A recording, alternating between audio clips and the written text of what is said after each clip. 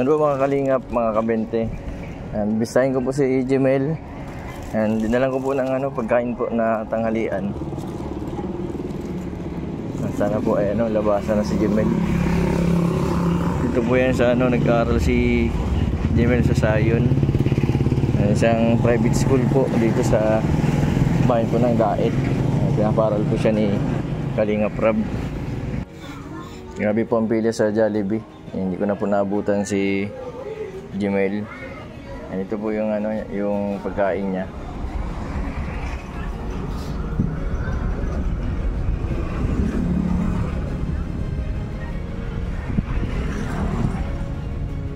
Yan po mga kalingap. Mamaya pa daw po mga alas 2 ang labas ni Jemel. Hintayin ko muna po para may bigay itong Jollibee. Tapos may allowance din po ako na ibibigay sa kanya. Napaka-aliwalas po ng school dito ni Jemel. Napaka-presko. Ito po sa Sayon. And magaling po mga teacher dito. Nag-improve po si Jemel. Di katulad po nung dati na mahina po siya magbasa. Ngayon po ang bilis niya nung magbasa.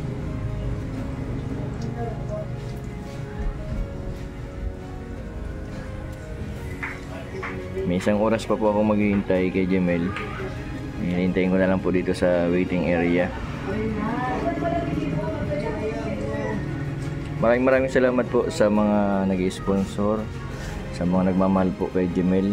Maraming salamat po sa mga binibigay po ninyong tulong para po sa kanya.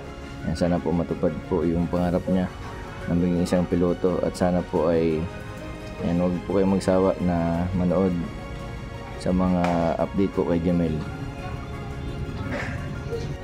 Ay, nandito na si Jemel. Jemel, labasan na kayo? Kumain ka na?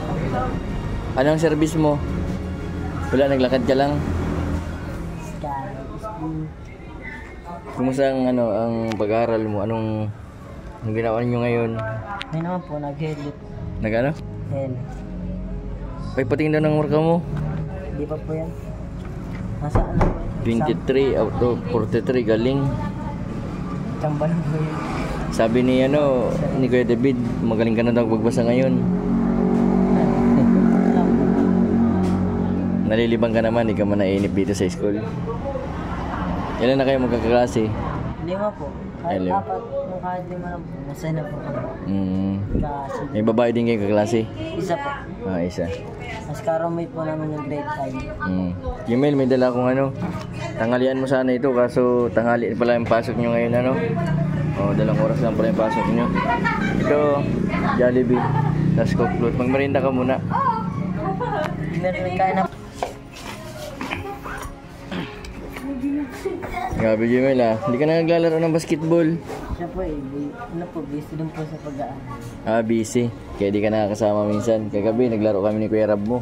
Maaga po na natutulog kasi ball po magpuyo. Anong service mo ngayon pagpapasok ka? Minsan pinalakad, tapos nabike. Yung bike mo ngayon, nasaan na? Sa bahay. Hindi mo ginamit. Bakit di mo ginamit kanina? Na tamtax ba yun? Na-tamtax, hindi na flat? Papabulganize mo pala yun Kumusta man yung yung bakasyon? Siya po, ngayon naman po. Nagagawa ng assignment. Nagagawa ka ng assignment. Ano pa? Po, tapos nasa bahay. May sinabi pala yung pinsan mo, parang kapatid mo, yung pinsan mong nagdibo. Alam mo yun? Sinabi sa'yo yung katulong ni Kalingap Rab, si Mang Jun. Ano po? Ba't pala Jemel, hindi ka nakapunta nung dibo nung pinsan mo sa Gumaos? Hindi po ako nakapunta kasi nasa Maynila po sila Kuya Rab. Akala ko kasama ka. Nagpa-Maynila po. Na ibig sabihin wala kang kasama puntang Paracali. Ibig sabihin natatakot ka pang magbiyahe. Siya ma'am. Minsan kumustahin mo daw si Lola Ligaya. Pag wala kang pag may mapuntang vlogger sa Paracali, sama ka para mabisita mo si Lola Ligaya kasi miss na miss ka na ng Lola Ligaya. Ito, nanonood si Lola Ligaya. Anong masasabi mo kay Lola mo? Ang masasabi ko lang po kay nanay ay sana po magpagaling na siya sa Paracali. Huwag po siya mag-aalala sa akin at mabuti naman po ang kalagayan ko. Pero kailangan ka din makita ng personal nun. Pag bakasyon ano, sana mabisita mo si Lola mo ano. Makapasko na pati, anong regalo mo kay Lola mo? Doon po ma-stay. Lang Ha? akong ibang mariregalo. Pag-stay lang dun, pagsama sa kanya no. Mabating si Lola Ligaya. Sana mabisita mo sa mga susunod. Si Monica, nabibisita mo ba si Monica? Ay, Hindi na. hindi po. Mauwi din po ako lang para minsan sa Mantagbak. Mamaya bibisitahin ko si Monica. Pag wala akong gawa o kaya bukas. Kasi may pasok yung ngayon, maghapon yung ngayon, hanggang alas 5 pa yata ang labasan nun. Tapos 4 lang yata po. Alas 4, oo. Mas maaga po kami nalilabas. Jimel, ano yung, di ba malapit na ang Pasko? Ano yung gusto mong regalo o yung pangarap mong magkaroon ka? Yung cellphone po. Yes, yun. Cellphone? Akala ko bike. Eh, meron naman po. Meron na Salamat pala po doon sa nagpabili. nagbigay ng bike Oo. Malaking tulong. Cellphone pala, bakit cellphone ang kailangan mo? Baka man maadi ka sa laro, di ka na makakagawa ng assignment. Hindi man po ako lang nag-aaral. Tsaka minsan may time lang po ako May time ka na. Facebook lang. Kaya David.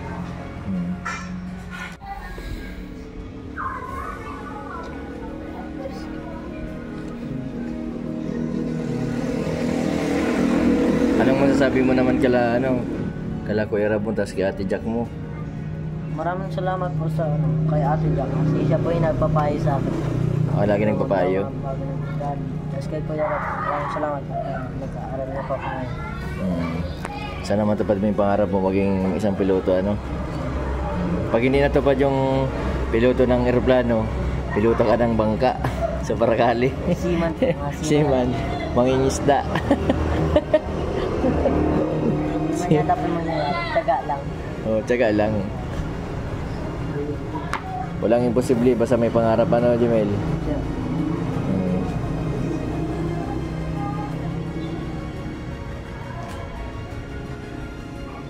Jimel, ito pala Jollibee. Yung paborito mo ito Jimel, kain ka muna Kain na po kanina. Hindi dali mo na lang ito sa merindahan mo mamaya Yung paborito mo yan, may chicken, spaghetti, burger steak, yung magkakasama na yun dyan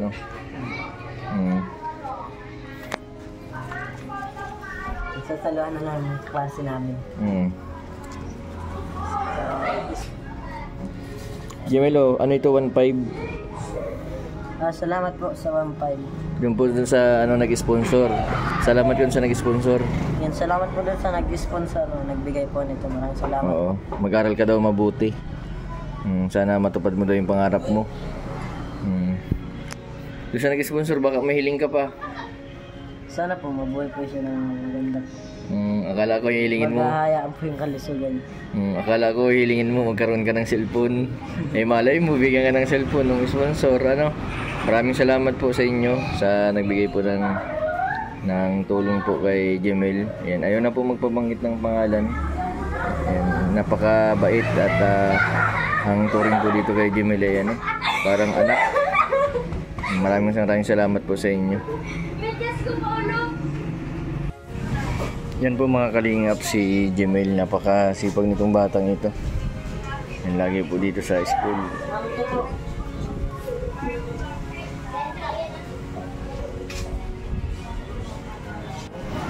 Jimel, inom ka na ng Coke to. Nandiyan yung straw sa kabila. Sa dagdag mo na ito. Sa mo sa allowance mo. Thank you po.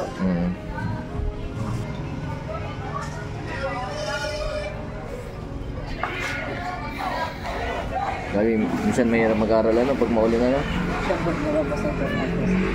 Nakabasa. Dapat may buta ka. Buti hindi ka nabot ng ulan kanina. Hindi po. Bilis man po ako. Wala, alas 5 gising na ako. Tapos, Alas 5? pasok ng alas 6 kasi. Dati tanghali ka na doon nakagising. Siyempre, Ngayon, alas 5. Anong oras ba ang pasok mo dito? Alas 6? 7:30 po.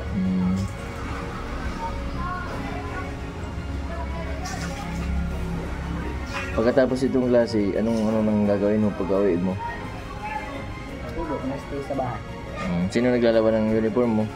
Yung ano po, kapatid na ate nila. Anong trabaho natin nila? Nag-alaga kay Rabay? Hindi. Nag-alaga po. Yung mga anong gawaing bahay? Siya man po, inutosan lang po ako. Maglaro ka sa susunod o kundi lang kami kagabi. Naglaro. Hinahanap ka na ng mga kalaro natin. May gagawin ka na, Jemel? May gagawin ka na? Wala pa? Malinis ko ng klase lang. Sige. Sige, Jemel, ingat ka dito. Kaya mo nang umuwi, hatid pa kita. Ha? Kaya. Sige. Ingat ka. Basta sa susunod, malay mo, may mga sponsor na magbigay ng cellphone sa iyo. Yeah. Tsaga-tsaga lang, malapit na bagang Pasko. Yun dun sa mga ninang-ninong mo, sana mabigyan ka ng cellphone para may magamit ka sa school sa pag-research ng assignment. Sige, Jemel, bye-bye. Sige po, ingat po nilang. Sige, bye-bye. Diyan mo na yan. Pasok po, natupot mo dahil. Ilagay mo yun sa bulsa mo, tapos iwan mo na dito sa kantin. Iwan mo na dito sa tabi. Sa kantin na lang po. Sige. Yan po mga kalingap si Jemel. Napakalaki na. Dati po nung pagpunta kala Kuya Rab ay napakalit lang nito ni Jemel. Yung binatang-binata na. Malaging na ang boses. Maraming salamat po sa patuloy po ninyong suporta sa aking YouTube channel. Maraming salamat din po sa suporta po ninyo. Kala Kuya Bal, Kalingap Rab at kay Ate Ina Vlog. Huwag sana kayong magsawa na manood sa aming mga videos dahil po sa pagpapanood po ninyo at hindi pag-skip ng ads. Marami po tayong natutulungan. Sa mga hindi pa po nakapag-subscribe, pa-subscribe po Mr. 20 Boy Vlog. Maraming po salamat. God bless po sa inyong lahat.